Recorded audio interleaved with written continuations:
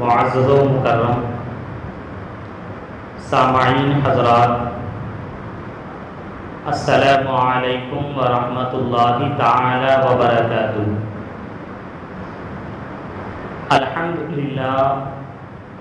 الحمد للہ رب العالمین والعاقبۃ للمتقین والصلاة والسلام على أشرف الأنبياء وخاتم النبيين وعلى آله الطيبين الطاهرين وأصحابه الكرام أجمعين، أما بعد، فأعوذ بالله من الشيطان الرجيم، بسم الله الرحمن الرحيم،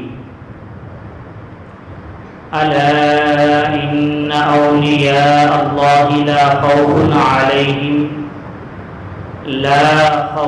عليهم ولا هم يحزنون الذين آمنوا وكانوا يتقون لهم البشرى في الحياة الدنيا وفي الآخرة لا تبديل لكلمات الله ذلك هو الفوز العظيم۔ آمنت باللہ صدق اللہ العظیم۔ آئیے ہم اور آپ سب سے پہلے عقیدت و احترام کے ساتھ ہم تمام مسلمانوں کے مرکز عقیدت، محور محبت، حضور رحمت عالم نور مجسم صلی اللہ تعالی علیہ وسلم کی بارگاہ مقدسہ میں ہدیہ درود پیش کریں، پڑھیں بآواز بلند، اللہم صلی علی سیدنا و مولانا محمد معدن الجود والکرم وآلہ واصحابہ وبارک وسلم۔ یہ اسلامی سال کا 11واں مہینہ ماہ ذی قعدہ چل رہا ہے، اور اس ماہ مبارک کی آج 16 تاریخ ہے، اور 15، 16 اور 17 تاریخ کو شہنشاہ دکن خواجہ خواجگاں حضرت سیدنا خواجہ بندہ نواز گیسو دراز علیہ الرحمہ کا عرس مبارک منایا جاتا ہے، اور 16 ذی قعدہ جو آج کی تاریخ ہے، یہی تاریخ آپ کے یوم وصال کی تاریخ ہے، اور ابھی جو عرس اس سال جو منایا جا رہا ہے یہ 618واں سالانہ عرس مبارک منایا جا رہا ہے، یعنی حضرت سیدنا خواجہ بندہ نواز گیسو دراز علیہ الرحمہ کے وصال فرمائے ہوئے 618 سال مکمل ہو چکے ہیں، اور آج بھی آپ کو یاد کیا جا رہا ہے۔ یقیناً جب ہم اور آپ اللہ تبارک و تعالیٰ کے ان نیک بندوں جن کو اللہ تعالیٰ نے اولیاء اللہ فرما کر اپنے مقدس کلام میں یاد فرمایا ہے، ان کا جب ہم ذکر خیر کرتے ہیں تو اللہ تبارک و تعالیٰ کی خاص رحمتیں بھی نازل ہوتی ہے، اور ساتھ ہی ساتھ ہمارے دلوں کو سکون اور راحت بھی ملتی ہے۔ اللہ تبارک و تعالیٰ نے ایک مقام پر نہیں بلکہ کئی ایک جگہ پر قرآن مقدس میں اولیاء کرام کی عظمت و شان کو بیان فرمایا، اور ان کی خاص مقام و مرتبہ اور صفات کو بھی بیان فرمایا ہے، اور مشہور و معروف جو آیات کریمہ ہے جن کی ہم نے تلاوت کی ہے، رب تبارک و تعالیٰ کا فرمان ہے، الا ان اولیاء اللہ لا خوف علیہم ولا هم یحزنون۔ الا کہہ کر اللہ تبارک و تعالیٰ خصوصی طور پر یہ مسلمانوں سے خطاب فرماتے ہوئے یہ کہتا ہے کہ سنو، آگاہ ہو جاؤ، خبردار۔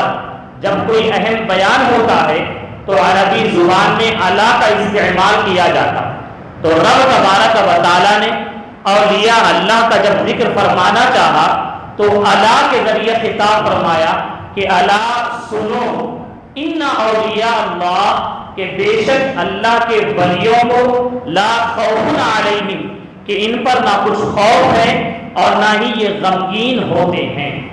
تو یہ اولیاء کرام کی خاص صفات ہے کہ اللہ تبارک و تعالی انہیں وہ بلند مقام و مرتبہ عطا فرماتا ہے کہ یہ دنیا میں تو رہتے ہیں لیکن دنیا اور دنیا کی تمام تر لذتوں سے دور رہ کر اللہ تبارک و تعالیٰ کی ذات میں اپنے آپ کو فنا کر دیتے ہیں، تو اللہ تبارک و تعالیٰ ان کو یہ مقام و مرتبہ عطا فرماتا کہ ان کی شان لا خوف علیہم ولا هم یحزنون کی بن جاتی ہے کہ انہیں نہ کسی چیز کا خوف ہوتا ہے اور نہ ہی کسی چیز کے کھو جانے سے انہیں غم لاحق ہوتا ہے۔ اور خاص کر اولیاء اللہ کی صفت کیا ہے، خوبی کیا ہے، تو رب تبارک و تعالیٰ کا ارشاد ہے الذین آمنوا وکانوا یتقون کہ یہ وہ ہوتے ہیں جو اللہ تعالیٰ پر ایمان لائے اور اللہ تعالیٰ سے ڈرتے رہتے ہیں، پرہیزگاری اختیار کرتے ہیں۔ تو معلوم یہ ہوا کہ اولیاء اللہ جو ہوں گے وہ مومن ہوں گے، ایمان والے ہی ہوں گے۔ اور دوسری اہم صفت جو ان کی ہوگی وہ یہ ہے کہ یہ پرہیزگار ہوں گے، متقی ہوں گے۔ متقی ہوں گے تو وہی ولی ہوں گے۔ اور متقی کا مطلب کیا ہے؟ متقی کا مطلب یہی ہے کہ ہمیشہ اللہ تعالیٰ کی اطاعت و فرما برداری میں زندگی گزارتے ہیں، کبھی بھی یہ گناہ نہ کرتے ہو اور ہمیشہ اللہ تعالیٰ کی نافرمانی سے بچتے رہتے اور خود بھی بچتے ہیں اور ان سے جو تعلق پیدا کر لیتے یہ انہیں بھی بچاتے رہتے ہیں۔ تو پھر کیا ہوتا ہے؟ اللہ تبارک و تعالیٰ ان کے لیے فرماتا ہے لَهُمُ الْبُشْرَىٰ فِي الْحَيَاةِ الدُّنْيَا وَفِي الْآخِرَةِ کہ ان کے لیے، اولیاء اللہ کے لیے خوشخبری ہے دنیا میں بھی اور آخرت میں بھی۔ اور پھر یہ اللہ تعالیٰ کی جانب سے خوشخبری ہے، اور اللہ تعالیٰ کا جو فرمان ہوتا ہے یہ بدلنے والا نہیں ہوتا۔ لا تبدیل لکلمات اللہ کہ اللہ تعالیٰ کے کلمات بدلنے والے نہیں ہوتے۔ ذالک هو الفوز العظیم اور یہی بڑی کامیابی ہے۔ یعنی جو اولیاء اکرام نے جس طریقے سے پاکیزگی کے ساتھ زندگی گزاری اور رب تعالیٰ کی بارگاہ میں جو مقام و مرتبہ حاصل کر لیا تو یقیناً یہی کامیابی والی زندگی ہے۔ اور یہ تو آیات کریمہ ہے۔ آج ہم اور آپ الحمدللہ اہل سنت و جماعت ہے اور ہر ایک اللہ تعالیٰ کے ولی سے محبت کرتے ہیں کہ نہیں کرتے؟ اور اللہ تعالیٰ کے ولی کی محبت کا ہمارے اپنے دل میں ہونا یہ بھی ہمارے لیے خوش نصیبی اور سعادت مندی کی بات ہے۔ اور یہ محبتیں کیسے پیدا ہوتی ہیں تو سن لیجیے، یہ بھی اللہ تعالیٰ کا خاص فضل و کرم ہے۔ ایک حدیث ہے، صحیح مسلم شریف کی حدیث ہے کہ ارشاد اللہ تبارک و تعالیٰ کا ارشاد ہے، اور یہ حدیث قدسی بھی ہے کہ بے شک اللہ تبارک و تعالیٰ جب کسی بندے سے محبت فرماتا ہے، ان اللہ اذا احب عبدا دعا جبریل کہ بے شک جب اللہ تعالیٰ کسی بندے سے محبت فرماتا ہے تو اللہ تعالیٰ جبرائیل علیہ السلام کو بلاتا ہے، اپنی بارگاہ میں بلاتا ہے، اور اس کے بعد ارشاد فرماتا ہے کہ انی احب فلانا فاحبہ کہ بے شک میں فلاں بندے سے محبت کرتا ہوں، اے جبریل تم بھی اس سے محبت کرو۔ سبحان اللہ۔ اللہ تعالیٰ کی بارگاہ میں جو اولیاء اللہ ہے اور جو مقبول بندے ہیں ان کی شان کیا ہے؟ دیکھیں کہ سب سے پہلے بے شک اللہ تعالیٰ اس بندے سے محبت فرماتا، اور پھر محبت کا معاملہ ایسے ہی نہیں رہتا بلکہ اللہ تبارک و تعالیٰ جبرائیل علیہ السلام جو سید الملائکہ ہیں انہیں اپنی بارگاہ میں بلاتا ہے اور پھر ارشاد فرماتا ہے کہ اے جبریل میں فلاں سے محبت کرتا ہوں، تم بھی اس سے محبت کرو۔ تو حدیث میں یہ آیا ہے کہ جبرائیل علیہ السلام بھی اس سے محبت کرنے لگتے ہیں، اور اس کے بعد پھر جبرائیل علیہ السلام آسمانوں میں ندا دیتے ہیں کہ اے آسمان والوں سن لو، فلاں بندے سے اللہ تبارک و تعالیٰ محبت فرماتا ہے کہ اے آسمان والوں تم بھی اس سے محبت کرو۔ سبحان اللہ۔ اور اس کے بعد پھر کیا ہوتا ہے؟ تو اس کے بعد پھر اللہ تبارک و تعالیٰ اس کی محبت کو، مقبولیت کو زمین پر عام فرما دیتا ہے، انہیں دیتا ہے۔ تو وہی محبت کا معاملہ ہے جو آج ہمارے دلوں میں رہتی ہے، اور خواجہ بندہ نواز گیسو دراز علیہ رحمہ جن کے وصال فرمائے ہوئے 600 سال کا ایک لمبا عرصہ گزر چکا، اس کے باوجود بھی ہمارا ان کے ساتھ تعلق باقی ہے، آج بھی ہم ان کو یاد کر رہے ہیں، تو یہ کیسا معاملہ ہے؟ تو یقیناً یہ ہمارا ان کے ساتھ ایمانی اور روحانی رشتہ اور تعلق ہے جو بڑا مضبوط ہوتا ہے۔ اتنا عرصہ گزرنے کے بعد بھی، ان کے تو 600 سال ہوئے ہیں، خواجہ فرید نواز علیہ رحمہ، سرکار غوث اعظم علیہ رحمہ، اور ان کے علاوہ کئی اولیاء اکرام صحابہ اکرام ہیں جن کے وصال فرمائے ہوئے 1000 سالہ عرصہ گزر چکا ہے، لیکن آج بھی ہم ان کی یاد مناتے ہیں، آج بھی ان کا نام زندہ ہے، آج بھی ان کی محبتیں ہمارے دلوں میں باقی ہے۔ بلکہ ہمارا ایمان یہ ہے کل جب ہم نہیں رہیں گے انشاءاللہ عز و جل ان کی محبت ہمارے نسلوں میں باقی رہے گی، اور قیامت تک ان کا نام لیا جائے گا اور نام باقی رہے گا۔ تو یہی محبت ہے۔ اللہ تبارک و تعالیٰ ان اللہ والوں کی محبت کو لوگوں میں عام فرما دیتا ہے، اور اولیاء اللہ کی شان بروز محشر قیامت میں کیا ہوگی؟ تو حدیث رسول میں یہ آیا ہے کہ اللہ تبارک و تعالیٰ اپنے کچھ خاص بندوں کو، جو نہ انبیاء ہوں گے اور نہ ہی شہداء ہوں گے، بلکہ ان خاص بندوں کو ایک نورانی منبر پر نورانی تاج ان کو پہنا کر بٹھائے گا۔ عظیم ان کی شان ہوگی میدان محشر میں۔ تو اس کے بعد لوگ دیکھنے والے دیکھیں گے، یہاں تک کہ انبیاء اور شہداء بھی ان پر رشک کریں گے۔ اور پھر صحابہ اکرام کے سامنے جب یہ ذکر کیا گیا تو صحابہ اکرام نے عرض کیا کہ یا رسول اللہ، آخر وہ کون بندے ہیں جن کی یہ عظمت اور شان ہوگی؟ تو سرکار علیہ الصلوۃ والسلام نے فرمایا کہ یہ اللہ تعالیٰ کے وہ بندے ہوں گے جو آپس میں محض اللہ تعالیٰ کی رضا کے لیے، اللہ تعالیٰ کی رحمت کی وجہ سے ایک دوسرے سے محبت کیا کرتے تھے۔ ان کے درمیان میں ایک دینی تعلق پیدا تھا، اور اس وجہ سے اللہ تعالیٰ کی بارگاہ میں ان کا یہ مقام ہوگا۔ اور پھر سرکار علیہ الصلوۃ والسلام یہ فرماتے ہیں کہ جس دن لوگوں پر خوف طاری ہوگا تو یہ بے خوف ہوں گے، اور لوگ غم میں ہوں گے تو یہ غمگین بھی نہیں ہوں گے۔ اس کے بعد سرکار علیہ الصلوۃ والسلام نے اسی قرآن عظیم کی آیت کریمہ کو ارشاد فرمایا کہ الا ان اولیاء اللہ لا خوف علیہم ولا هم یحزنون۔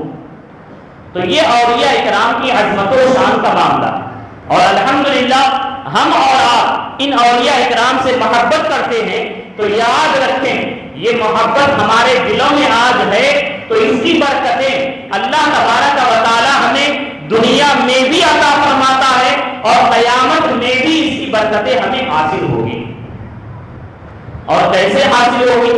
جب میدان محشر ہوگا اور نفسا نفسی کا عالم ہوگا، باپ بیٹے کو نہیں پہچانے گا، ماں اپنے لگتے جگر کو کچھ فائدہ نہیں پہنچا سکے گی۔ اس موقع پر اگر سب سے پہلے کوئی کام آئیں گے تو ہمارے نبی علیہ الصلوۃ والسلام سارے انسانیت کے لیے کام میں آئیں گے، اور آپ باب شفاعت کھولیں گے، آپ شفاعت کریں گے، اور اس کے بعد حساب و کتاب شروع ہوگا، اور یہاں تک کہ آپ کے شفاعت کے دروازے کو کھولنے کے بعد دیگر انبیاء بھی شفاعت کریں گے، اور ہر ایک نبی کے جو اولیاء ہیں وہ بھی اپنے چاہنے والوں کی رب تعالیٰ کی بارگاہ میں شفاعت فرمائیں، اپنے متوسلین اور اپنے متعلقین کی شفاعت فرمائیں گے، اور اللہ تبارک و تعالیٰ یقیناً ان اللہ والوں کی شفاعت کو قبول فرمائیں۔ بلکہ احادیث میں یہ آتا ہے کہ ایک عالم دین بھی جو ہوں گے، جو اچھے اور سچے ہوں گے، یہ بھی رب تعالیٰ کی بارگاہ میں اپنے چاہنے والوں کی شفاعت کریں گے، اور ان کے جو ماننے اور جاننے والے ہوں گے عالم کے پاس آئیں گے، اور دنیا میں کوئی بھی ان کے ساتھ اچھائی کی تھی اسے یاد دلائیں گے، اور دلا کر کہیں گے، یہاں تک کہ بعض یہ بھی کہیں گے کسی عالم سے کہ ہم نے دنیا میں آپ کو وضو کے لیے پانی دیا تھا، ہمارے لیے رب کی بارگاہ میں سفارش فرما دیجیے۔ تو یہ عالم بھی رب کی بارگاہ میں سفارش فرمائیں گے، تو یقیناً ایسوں کی بھی شفاعت رب تبارک و تعالیٰ قبول فرمائیں گے۔ تو اولیاء کا مقام و مرتبہ تو بہت بلند ہوتا ہے، اور یقیناً خواجہ بندہ نواز گیسو دراز علیہ رحمہ بھی بڑی عظیم شان والے ہیں، اور آئیے ان کے بارے میں کچھ سماعت فرمائیں۔ آپ کا نام سید محمد ہے، محمد۔ اکثر حضرات آپ کے نام کو نہیں جانتے، کیوں؟ اس لیے کہ آپ کے القابات جو دو لقب ہیں بڑے مشہور ہیں، ایک بندہ نواز اور ایک گیسو دراز، یہی القابات کے ساتھ ہمیشہ آپ کو یاد کیا جاتا ہے، لیکن آپ کا اصل نام جو ہے وہ محمد ہے۔ چونکہ آپ سید زادے ہیں تو آپ کا مکمل نام سید محمد حسینی ہے، اور حسینی کے ذریعے سے آپ جانتے ہیں کہ آپ امام حسین رضی اللہ تعالی عنہ کی اولاد سے ہیں۔ سبحان اللہ، بڑا مبارک گھرانہ، اور آپ کے القابات تو ایسے بہت سارے ہیں، لیکن دو لقب جن کو ہم نے ذکر کیا یہ بڑے مشہور ہیں، ایک بندہ نواز اور ایک گیسو دراز۔ انشاءاللہ یہ القابات کا مطلب کیا ہے اسے ہم آگے بیان کریں گے۔ اور آپ کی کنیت ابو الفضل ہے، اور مکمل آپ کا نام ابو الفضل سید محمد ابن سید یوسف علیہ رحمہ۔ آپ کے والد محترم کا نام سید یوسف ہے، اور آپ کے والد کا لقب جو ہے یہ بعض نے سید راجہ لکھا ہے، اور بعض نے آپ کو راجو تتال بھی کہا ہے، لیکن مصری گنج میں جو آرام فرما ہے یہ دوسرے بزرگ ہیں، اور آپ کے والد محترم سید یوسف جن کا لقب راجو تتال بھی ہے، اور ان کی مزار شریف دولت آباد مہاراشٹر میں ہے، تو وہاں پر آپ کے والد محترم آرام فرما ہے۔ یہ مختصر سا آپ کا گھرانے کا تعلق ہے، تعارف، اور آپ حسینی سید زادے ہیں، اور یقیناً آپ کا گھرانہ جو رہا بڑا ہی پاکیزہ رہا، اور آپ کے گھر کا جو ماحول رہا یہ بھی بڑا مبارک اور دینی ماحول رہا۔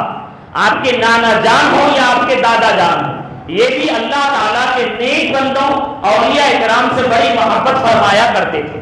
اور آپ کے والد محترم کے بارے میں یہ آتا ہے کہ آپ کے والد محترم حضرت سیدنا خواجہ نظام الدین اولیاء علیہ رحمہ کے مرید رہے، اور وہیں سے آپ کو خاص وابستگی رہی، اور ساتھ ہی ساتھ نظام الدین اولیاء علیہ رحمہ کے چہیتے خلیفہ اور جانشین یعنی حضرت سیدنا خواجہ نصیر الدین چراغ دہلوی علیہ رحمہ، تو آپ کے والد محترم ان کے بھی فیض یافتہ ہیں، آپ کے والد بھی اور آپ کے نانا جان بھی۔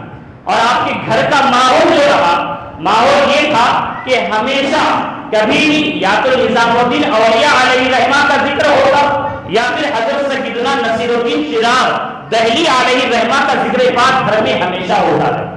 تو یہی ذکر پاک سنتے سنتے حضرت سیدنا خواجہ بندہ نواز گیسو دراز علیہ رحمہ بڑے ہوتے رہے، اور سن کر ان کے دل میں بڑی محبت پیدا ہو گئی، غائبانہ طور پر محبت پیدا ہو گئی۔ کس سے محبت ہوئی؟ حضرت سیدنا خواجہ نصیر الدین چراغ دہلی علیہ رحمہ سے محبت پیدا ہو گئی۔ اور آپ کی عمر مبارک جب 4 سال تھی، یا بعض نے 7 سال کا لکھا ہے، تو اس موقع پر بادشاہ جو گزرا محمد تغلق، اس نے جو ہے دہلی جو راجدھانی تھی اس کو ختم کر دیا، اور ختم کر کے دولت آباد کو اپنی راجدھانی بنایا، کیپٹل بنایا۔ تو اس کے بعد حکم اس نے دیا کہ جتنے لوگ یہاں پر رہتے ہیں یہ یہاں سے نکل کر دولت آباد کی جانب روانہ ہو جائے۔ تو اسی موقع پر آپ کے والد محترم بھی اپنے خاندان کو اور خواجہ بندہ نواز گیسو دراز علیہ رحمہ کو لے کر دولت آباد روانہ ہو گئے۔ اور جب خواجہ بندہ نواز گیسو دراز علیہ رحمہ کی 10 سال کی عمر مبارک ہوئی، تو اس موقع پر آپ کے والد محترم سید یوسف علیہ رحمہ کا انتقال ہو گیا، اور دولت آباد ہی میں آپ کا مزار شریف ہے، اور وہیں پر آپ کا انتقال ہوا۔ اور آپ کے والد محترم کا جو لقب آپ نے بتایا راجو تتال، اور بعض نے یہ بھی بتایا کہ آپ کو قاتل المقتول کہا جاتا تھا۔ قاتل کے معنی ہوتے ہیں قتل کرنے والا۔ مطلب کیا ہے؟ آپ کے والد محترم تصوف کے اس اعلیٰ مرتبے پر فائز تھے کہ آپ نے اپنے نفس کا قتل کر دیا تھا۔ آپ اپنے نفس کے بہکاوے میں نہیں آتے تھے، بلکہ آپ نے اسے قتل کر دیا تھا اور ہمیشہ ہمیشہ اللہ تعالیٰ کی اطاعت و بندگی ہی میں زندگی گزارا کرتے تھے۔ اور مقتول اس لیے کہا جاتا تھا کہ دنیا کی جتنی خواہشات تھی ان تمام کو آپ نے مار دیا تھا، محض رضائے الہی کے لیے آپ زندگی بسر کیا کرتے تھے، جس کی وجہ سے آپ کو بعض نے قتال کہا ہے یا پھر آپ کو بعض نے قاتل و مقتول کہا۔ مطلب یہ ہے کہ آپ اپنے نفس کو مارنے والے ہیں اور خواہشات نفسانی سے دنیاوی خواہشات کو تمام تر معاملات کو ختم کر دیا۔ تو یہ آپ کے والد محترم کا تعارف ہے، اور وہیں پر آپ دولت آباد میں رہے اپنی والدہ محترمہ کے ساتھ، یہاں تک کہ جب 15 سال کی عمر مبارک ہوئی تو حالات وہاں پر آپ کے والدہ محترمہ کو سازگار محسوس نہ ہوئے، تو پھر وہاں سے آپ منتقل ہو کر دہلی کے سرزمین پر تشریف لائے، اور دہلی پر آنے کے بعد حضرت سیدنا خواجہ بندہ نواز گیسو دراز علیہ رحمہ کی عمر مبارک 15 سال کی ہے، اور دل میں ایک طرف تھی، ایک محبت تھی، اور وہ محبت کس کی تھی؟ خواجہ نصیر الدین چراغ دہلی علیہ رحمہ کی تھی۔ اور آپ سے جو ایک محبت ہو گئی تھی، آپ کا ارادہ یہ تھا کہ میں مراقبہ کروں، میں تصوف کی زندگی گزاروں، میں اس دنیا اور دنیا کے تمام تر معاملات سے کنارہ کش ہو کر محض یاد الہی میں معرفت الہی حاصل کرنے کے سفر کو اختیار کروں، یہی ارادہ آپ کا تھا۔ تو ایک مرتبہ آپ ایک جامع مسجد میں تشریف لے گئے نماز ادا کرنے کی غرض سے، اور جب آپ نے نماز ادا فرمائی، ادا کرنے کے بعد دیکھا کہ جس کو آپ سنتے رہتے تھے اپنے نانا جان اور والد محترم کی زبانی، یعنی حضرت سیدنا نصیر الدین چراغ دہلوی علیہ رحمہ، تو وہ جامع مسجد میں موجود تھے۔ ان کو آپ نے دیکھا، اور دیکھنے کے بعد آپ قریب گئے اور بڑی محبت کے ساتھ آپ نے ملاقات فرمائی اور اظہار کیا کہ میں آپ کے ذریعے حلقہ ارادت میں آنا چاہتا ہوں، یعنی میں آپ کا مرید بننا چاہتا ہوں۔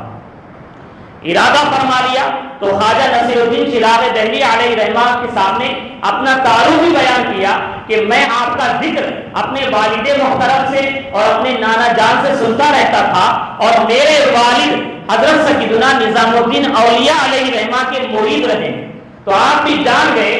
آپ نے ان کو اپنے مریدی میں داخل فرما لیا، اور داخل کرنے کے بعد پھر آپ نے ارادہ یہ کیا خواجہ بندہ نواز گیسو دراز علیہ رحمہ نے کہ میں یہ چاہتا ہوں کہ آپ کے پاس رہ کر میں مراقبہ کروں، یاد الہی میں اپنے وقت کو گزاروں۔ تو آپ نے یہ فرمایا، آپ کے پیر و مرشد نے نصیر الدین چراغ دہلوی علیہ رحمہ نے کہ سنو، آپ کو ابھی چاہیے کہ علم دین حاصل کرو، علم دین حاصل کر لو، اس کے بعد پھر میرے پاس آنا۔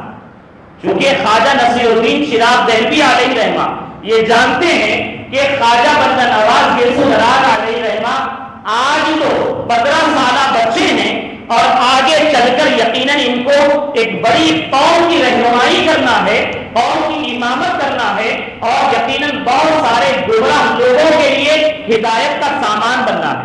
تو آپ خصوصی تربیت فرمانے کا ارادہ کر لیے، تو آپ نے یہ فرمایا کہ علم دین حاصل کرو۔ کئی 1 سال علم دین حاصل کیے، اور کرنے کے بعد پھر آپ کی بارگاہ میں آئے، پھر آپ نے فرمایا کہ اور علم دین حاصل کرو۔ دیکھیں یہاں پر آپ کو معلوم یہ ہو رہا ہے کہ خاص کر سلسلہ چشتیہ کے بزرگان دین کا جو طریقہ رہا ہے، تربیت کا جو طریقہ رہا ہے، وہ یہی ہے کہ یقیناً طریقت کے بارے میں یہی درس دیتے رہے کہ طریقت یہ شریعت سے جدا نہیں ہے، اور یقیناً علم ظاہر ہی وہ ہے جس کے ذریعے سے انسان علم باطن کو حاصل کر سکتا ہے، اور بغیر علم ظاہر کے علم طریقت ہو یا پھر علم حقیقت معرفت ہو، یہ حاصل نہیں کیا جا سکتا۔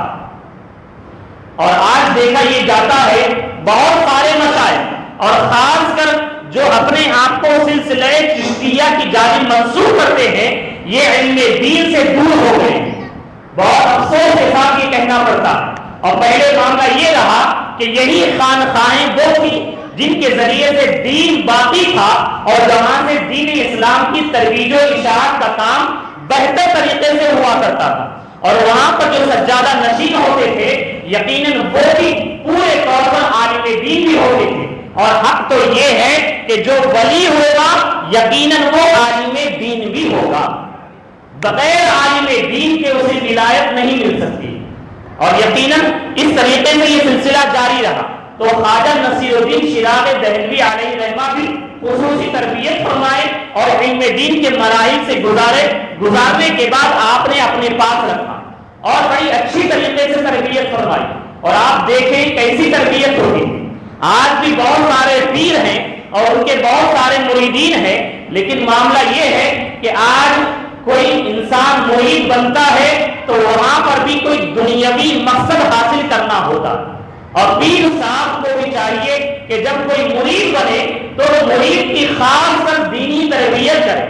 مقصد ہی یہ ہے کہ مرید کے اندر جو دینی کمزوری ہے اور اللہ تعالیٰ سے جو تعلق کمزور ہو گیا ہے، پیر کے ذریعے اسے مضبوط بنایا جائے، اور دین کی راہ سے وہ دور ہے تو دین پر اسے چلایا جائے، معرفت الہی کا جام پلایا جائے۔ لیکن آج کل کے پیران اعظام کا بھی معاملہ عام طور سے ہے، بہت سارے ایسے بھی ہیں جو واقعی پیر کامل ہے، لیکن عام طور سے یہ دیکھا جاتا ہے کہ مرید بنتے ہیں تو مقصد یہی ہوگا کہ کاروبار میں برکت ہو جائے اور ہمارا کوئی دنیا کا فائدہ ہو جائے، ہماری طبیعت خراب ہو جائے تو پیر صاحب پڑھ کر دم کر دیں گے، ان سے تعویذ لے لیں گے، بس یہی مقاصد ہوتے ہیں۔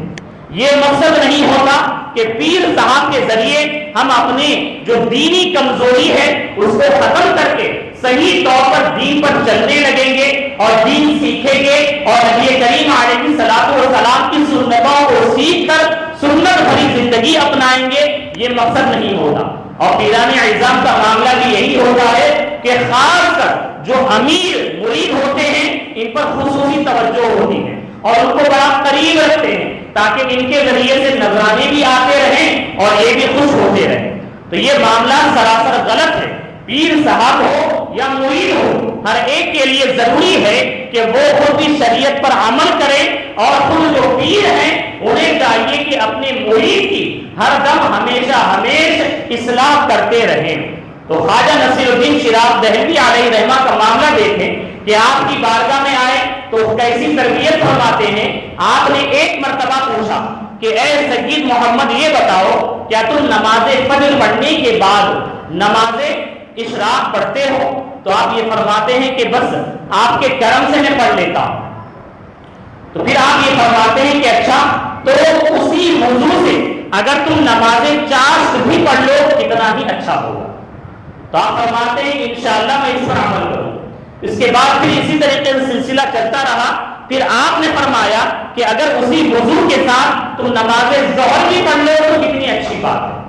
تو اس طریقے سے دھیرے دھیرے آپ نے تربیت فرمائی، یعنی نماز فجر کے ساتھ آپ ذکر و اذکار میں رہیں اور پھر نماز اشراق پڑھیں، اس کے بعد ذکر و اذکار میں مصروف رہیں اور نماز 4 پڑھ لیا کریں، اور اس طریقے سے اللہ تعالیٰ کی یاد میں آپ مصروف رہیں۔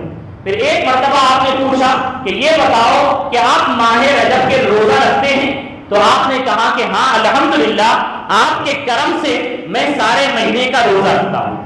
تو پھر آپ نے یہ فرمایا کہ کیا شعبان کے بھی روزے رکھتے ہو؟ تو انہوں نے یہ کہا کہ ہاں میں 9 دن کے روزے رکھا کرتا ہوں۔ تو پھر اس کے بعد آپ نے آپ کے پیر و مرشد نے فرمایا کیا ہی اچھا ہوتا کہ شعبان کے اور 21 روزے رکھ لو، تو اس طریقے سے 3 مہینے کے روزے لگاتار تمہیں رکھنے کا شرف حاصل ہو جائے۔ تو سبحان اللہ آپ نے پھر اس پر عمل کر لیا۔ تو اس طریقے سے یہ تربیت کا سلسلہ چلتا رہا، اور آپ کا جو لقب بندہ نواز ہے، اب بعض وہابیہ ذہن کے جو ہوتے ہیں تو ان کا معاملہ یہ ہے کہ جب ہم بندہ نواز کہتے ہیں، داتا کہتے ہیں، غریب نواز کہتے ہیں، فوراً ان کے ذہن میں بات آ جاتی ہے کہ ہاں اسے شرک کہہ دو۔ تو یہ اللہ تعالیٰ کے وہ اولیاء اکرام ہیں اور ان کا جو یہ لقب ہے، اور ہر ایک سنی مسلمان کے زبان پر یہ جو جاری ہو جاتا ہے، یہ کوئی عام بات نہیں ہوتی، بلکہ جب مخلوق خدا ایک خاص لقب کے ساتھ کسی کو یاد برابر کرتے رہتی ہے، سالہ سال سے یاد کرتے رہتی ہے، مطلب یہ ہے کہ یہ لقب مسلمانوں نے نہیں دیا بلکہ یہ اللہ تعالیٰ کا عطا کردہ لقب ہوگا جو لوگوں کی زبان پر جاری ہو جاتا ہے۔ اور یاد رکھو، غریب نواز کہنا، بندہ نواز کہنا، داتا کہنا یہ شرک نہیں ہے۔ کیوں نہیں ہے؟ اس لیے نہیں ہے کہ جس طریقے سے آپ اپنے عالم کو مولانا کہتے ہیں، کہتے کہ نہیں کہتے؟ وہی کہتے ہیں۔ اور اللہ تبارک و تعالیٰ نے سورہ بقرہ کی آخری آیات کریمہ میں اپنے لیے فرمایا انت مولانا، یعنی یہ رب تعالیٰ نے اپنے لیے مولانا کا یہ لفظ یاد فرمایا۔ تو اللہ تعالیٰ کی صفت بھی مولانا ہے۔ مولانا کا مطلب کیا ہے؟ مولا کی طرف ضمیر ہے نا، یعنی ہمارا مولا یہ اللہ تعالیٰ ہے، قرآن عظیم میں ذکر ہے۔ اور اسی طریقے سے جب آپ کسی عالم دین کو مولانا کہتے ہیں، جب عالم دین کو مولانا کہنے پر شرک نہیں ہوتا۔ کیوں نہیں ہوتا؟ اس کی وجہ یہ ہے کہ اللہ تبارک و تعالیٰ جو ہمارا مولا ہے، مولانا جو رب تعالیٰ کو کہتے ہیں، تو یہ اللہ تعالیٰ کی ذاتی اور مستقل صفت ہے، کسی کی عطا سے نہیں ہے۔ اسی طریقے سے ایک حافظ قرآن ہوتا ہے، سینے میں قرآن کو محفوظ کر لیتا تو اسے حافظ کہا جاتا ہے۔ اور رب تعالیٰ نے اپنے لیے بھی حافظ کے ساتھ یاد فرمایا ہے کہ اِنَّا نَحْنُ نَزَّلْنَا الذِّكْرَ وَإِنَّا لَهُ لَحَافِظُونَ۔ لحافظون تو یہ جمع کا صیغہ ہے، رب تعالیٰ نے اپنے لیے بھی حافظ کے لفظ کو یاد فرمایا۔ تو اللہ تعالیٰ بھی حافظ ہے۔ ایک مسلمان جس نے قرآن کو یاد کر لیا، سینے میں بسا لیا، وہ بھی حافظ ہے۔ تو شرک کیوں نہیں ہے؟ مطلب یہ ہے کہ اللہ تعالیٰ جو حفاظت کرنے والا ہے، اس کی جو صفت ہے یہ ذاتی اور مستقل ذات صفت ہے، اور بندے کی ایسی صفت نہیں ہے۔ اللہ تبارک و تعالیٰ سمیع ہے، سننے والا ہے، اللہ تعالیٰ بصیر ہے، دیکھنے والا ہے۔ اور اللہ تعالیٰ نے قرآن عظیم میں انسان کے لیے فرمایا وَجَعَلْنَاهُ سَمِيعًا بَصِيرًا، کہ ہم نے انسان کو سمیع اور بصیر بنایا۔ تو جب اللہ تعالیٰ خود بھی سمیع ہے، بصیر بھی ہے، اور انسان کے لیے بھی قرآن میں فرماتا کہ انسان سمیع اور بصیر ہے، دونوں میں فرق ہے۔ کیا فرق ہے؟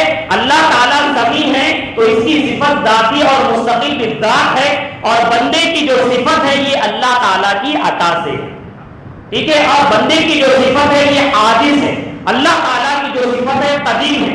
یہی فرق اولیاء کی صفات میں بھی ہمیں رکھنا ہے کہ غریب نواز ہے، غریبوں کو نوازتے ہیں تو اللہ تعالیٰ کی عطا سے نوازنے والے ہیں، اور خواجہ بندہ نواز بندے جو ان کے پاس جاتے ہیں ان کو نوازنے والے ہیں۔ تو مطلب یہ ہے کہ جو خالی اپنی مراد لے کر آپ کے پاس جاتا ہے، خالی جھولی لے کر جاتا ہے، تو آپ اس کی مراد کو پوری فرما دیتے ہیں اللہ تعالیٰ کی عطا سے۔